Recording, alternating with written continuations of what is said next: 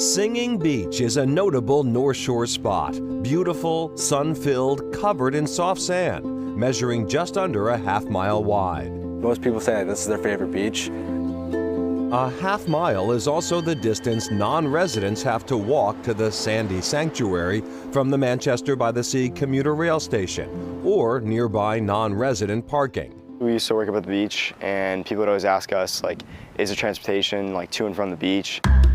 On a hot summer day with beach gear in tow, that 15-minute walk is intimidating for some and a deal breaker for others.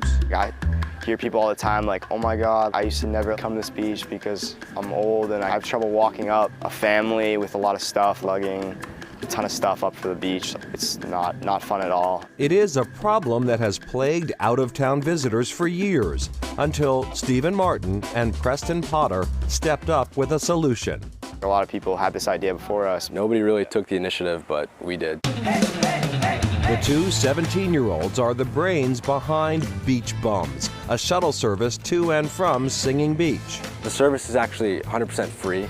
We just work off tips. With the help of their fathers, the pair created a business plan, proposed it to the town select board, and after it was approved, created their own LLC.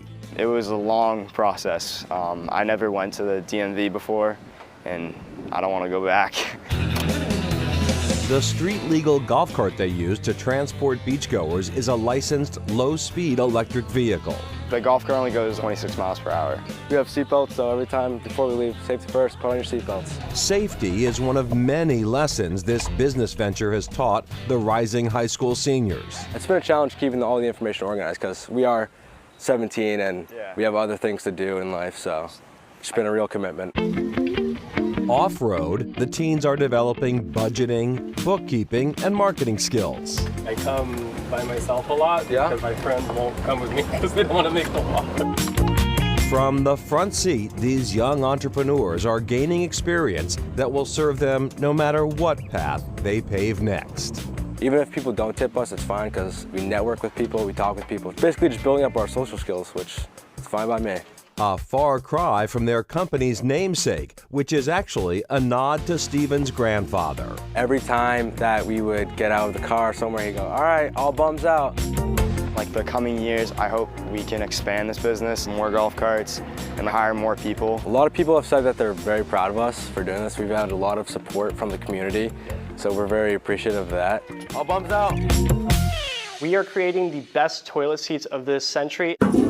These are really high rate, high production machines. They have Kevin Tang and Caleb McGrath are two members of a team trying to change the toilet seat game. When you look at the industry over the past 50 years, there have been so few innovations. We create the world's first non-electric automatically lifting and lowering toilet seats, and they're going to be the category leader at some point. The startup, founded by alums from Boston University and MIT, pays homage to its Massachusetts roots in its name, Cleana. We have to keep toilet seats wicked cleaner. People hate dirty toilet seats, and frankly, so do we, so that's what inspired us to even focus on the bathroom in the first place. The ultraviolet light. For the past 4 years, the team has been researching and refining how to clean up the can. What we've discovered is that if you just lift the seat up in between users, you can keep the seat up to 88% cleaner than a standard one that's down. Essentially, men are filthy. They don't lift the seat up, which women have been complaining about since the toilet seat was invented, right? So this takes care of that problem. But 75% of men admitted to never lifting the seat before they urinate in a public toilet. There it goes. Yep. So it stays down only for 10, 15 seconds, something like that? Yep. And if you sit on it, obviously, it's not springing back to life. It's staying in the down position for as long as you need it. The Cleana home version does the exact opposite. Man goes into the bathroom, lifts the seat up, does his business. If he forgets it, the seat and lid will automatically return to the downright position roughly 3 minutes after he departs the bathroom. This technology helps keep people, pets, and personal items from falling into the bowl, and like its commercial counterpart, requires no batteries or electricity. This is a really special thing that we've invented. Being a disruptor in this space in particular that hasn't seen really any innovation is pretty huge.